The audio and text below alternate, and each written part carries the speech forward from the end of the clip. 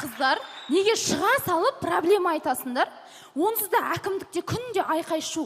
Осы проблеманы бір жағымдырақ қып жеткізуге болады ғой. Бұл кісілер де бір демалсыншы. Демалсыншы, Лаура.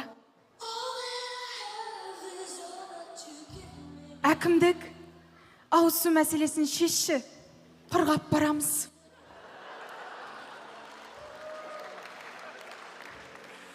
ЛРТ-ні тезірек бітірші. Көкте қалықтағым келеді. Әкімдік сол жақ пен оң жақты бірдей ұсташы. Көп қабатты үйлеріңді әр жерге тұрғыза бермеңдер, өзіміз сыймай жатырық.